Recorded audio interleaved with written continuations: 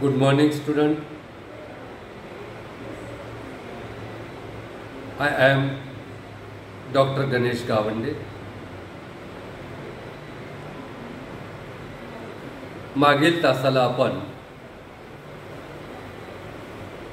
करांचे वर्गीकरण विविध आधारावर जे दोन प्रकारांमध्ये केले जाते त्याविषयी चर्चा केली।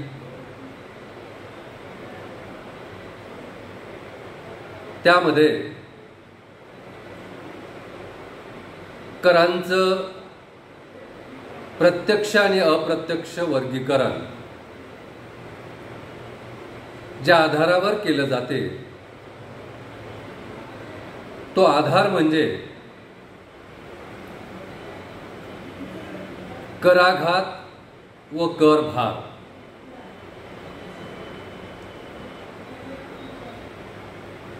कराघात आणि कर भार impact and incidence of taxes.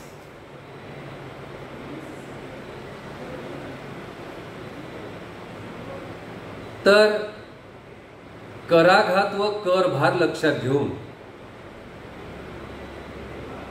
कराचं प्रत्यक्ष कर आणि अप्रत्यक्ष कर असं दोन भागामध्ये वर्गीकरण केलं जातं। या तासामध्ये आपण प्रत्यक्ष कर म्हणजे काय आणि प्रत्यक्ष कराची वैशिष्ट्ये पाहणार आहोत।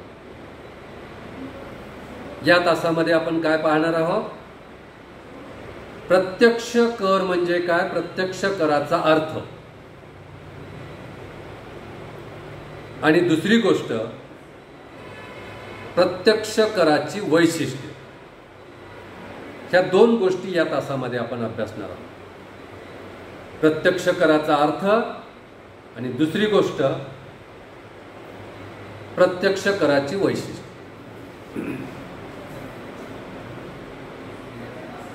विविध अर्थशास्त्रज्ञांनी प्रत्यक्ष कराचा अर्थ सांगण्याचा प्रयत्न केलेला।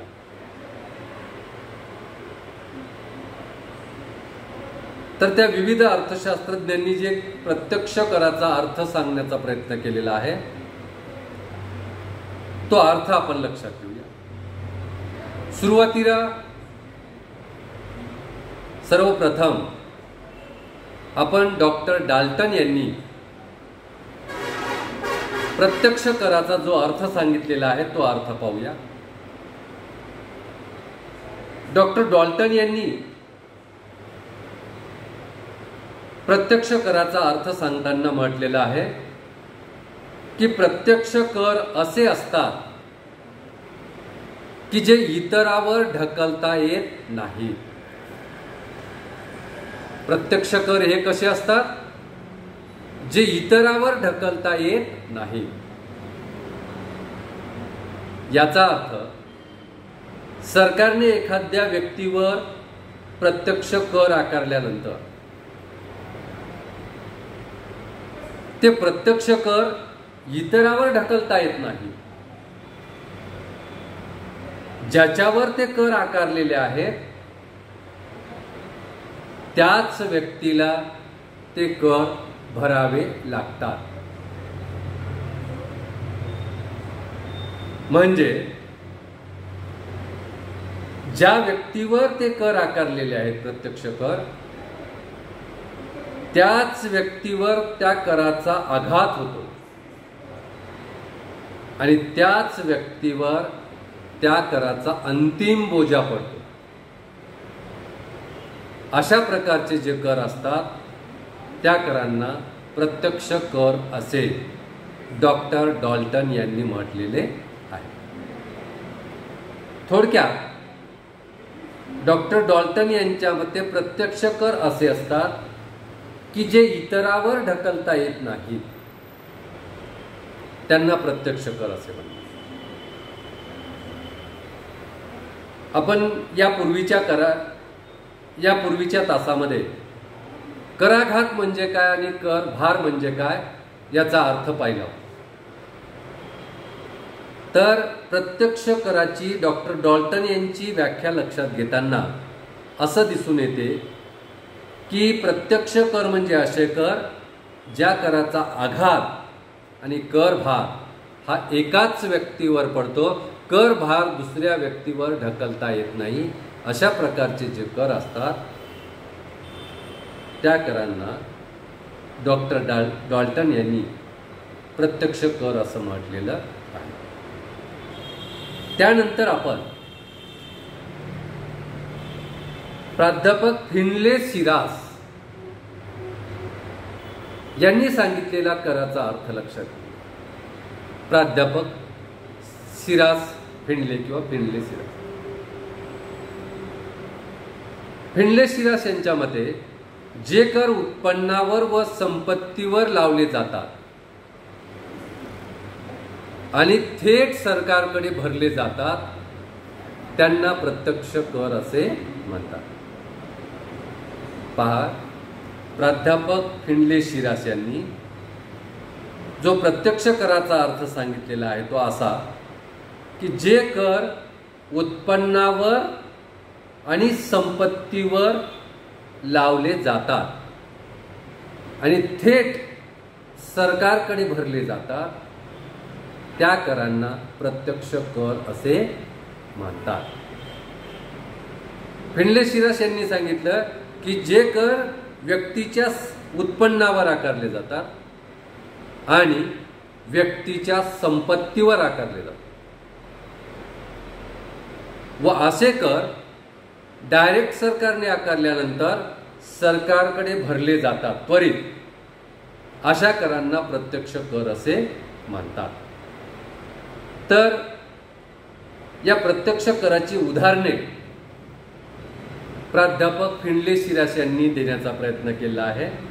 त्यामध्ये त्यांनी सांगितलं की प्रत्यक्ष कर म्हणजे प्राप्ती कर. प्रत्यक्ष कराचं उदाहरण देताना प्राध्यापक फिनले सिरास यांनी सांगितलं की प्राप्ती कर म्हणजे प्रत्यक्ष कर. प्राप्ती कर म्हणजे उत्पन्न कर, व्यक्तीला जी उत्पन्न प्राप्ती होते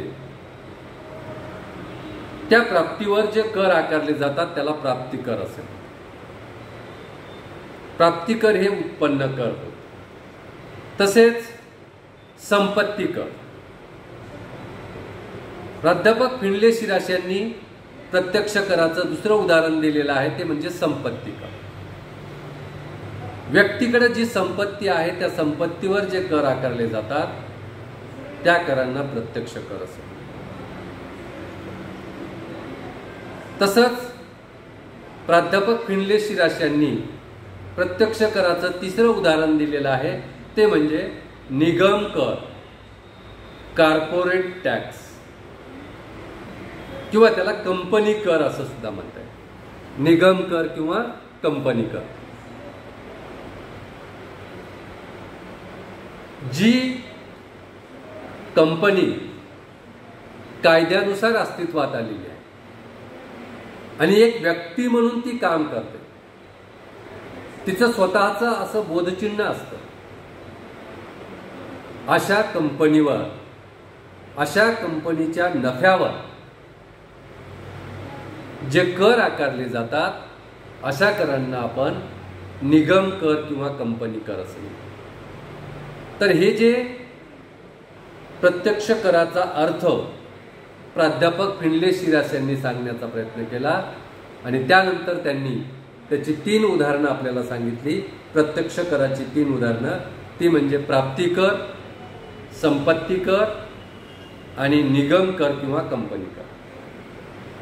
आता प्रत्यक्ष कराचा अर्थ प्राध्यापक प्रेस्ट यांनी सांगण्याचा प्रयत्न. प्राध्यापक प्रेस्ट यांनी कंपनी कराचा जो अर्थ सांगितलेला आहे तो आपण पाहूया. प्राध्यापक प्रेस्टच्या मते जे कर व्यक्तीच्या उत्पन्नावर आकारले जातात त्यांना प्रत्यक्ष कर असे म्हणतात. पहा, प्राध्यापक प्रेस्ट यांनी अतिशय सोपी व्याख्या देण्याचा प्रयत्न केला, सोपा अर्थ सांगण्याचा प्रयत्न केला. प्राध्यापक प्रेस्ट यांच्या मते जे कर व्यक्तीच्या उत्पन्नावर आकारले जातात त्यांना प्रत्यक्ष कर असे मानतात. म्हणजे प्रत्यक्ष कराचा आधार, प्राध्यापक प्रेस्ट यांच्या मते प्रत्यक्ष कराचा आधार हा उत्पन्न हा असतो, किंवा प्रत्यक्ष कराचा आधार उत्पन्न हा घेतला जातो. ओके, या ठिकाणी आपण प्रत्यक्ष कर म्हणजे काय त्याचा अर्थ समजावून घेण्यासाठी डॉक्टर डॉल्टन यांची व्याख्या पाहिली, त्यानंतर प्राध्यापक फिनले शिराश यांची व्याख्या पाहिली, आणि त्यानंतर प्राध्यापक प्रेस्ट यांची प्रत्यक्ष कराची व्याख्या पाहिली. तर या विविध अर्थशास्त्रज्ञांनी सांगितलेल्या व्याख्या लक्षात घेतल्यानंतर प्रत्यक्ष कराची आपल्याला वैशिष्ट्ये दिसून येतात. प्रत्यक्ष कराची काही वैशिष्ट्ये दिसून येतात, आणि ही जर वैशिष्ट्ये आपण पाहिली तर आपल्याला प्रत्यक्ष कराचा अर्थ अधिक चांगल्या पद्धतीने लक्षात घेता येतो. किंवा ही प्रत्यक्ष कराची वैशिष्ट्ये जर पाहिली तर आपल्याला प्रत्यक्ष कराचा अर्थ चांगल्या पद्धतीने समजून घेता येतो. त्यामुळे आपण प्रत्यक्ष कराची वैशिष्ट्ये पाहू.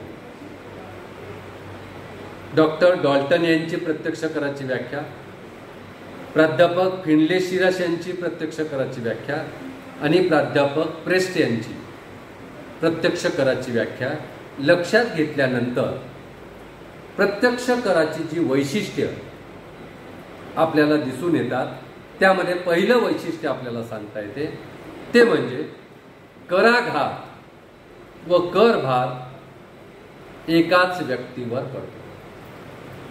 प्रत्यक्ष कराचा करभार आणि कराघात हा एकाच व्यक्तीवर पडत असतो.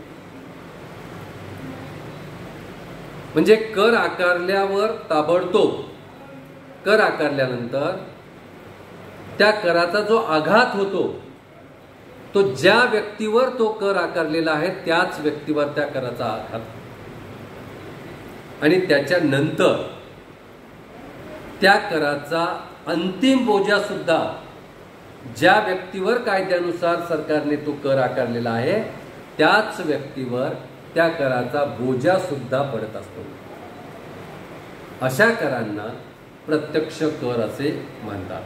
म्हणजे थोडक्यात प्रत्यक्ष कर अशा स्वरूपाचे असतात की ते कर आकारल्यानंतर त्या कराचा आघात म्हणजे कराघात व करभार हा एकाच व्यक्तीवर होत असतो.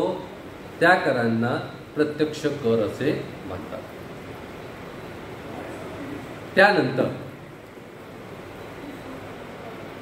प्रत्यक्ष कराचं दुसरं वैशिष्ट्य ते म्हणजे प्रत्यक्ष कराचा आधार हा उत्पन्न असतो. प्रत्यक्ष कराचा काय आधार असतो तर प्रत्यक्ष कराचा आधार हे उत्पन्न असते. उत्पन्न लक्षात घेऊन त्या व्यक्तीवर प्रत्यक्ष कर आकारले जातात.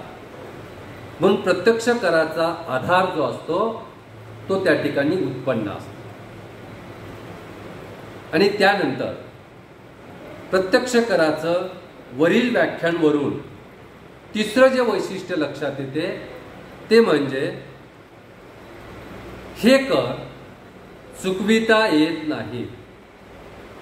प्रत्यक्ष कर आकारल्यानंतर ज्या व्यक्तीवर ते प्रत्यक्ष कर आकारले जातात त्या व्यक्तीला ते कर चुकविता येत नाहीत.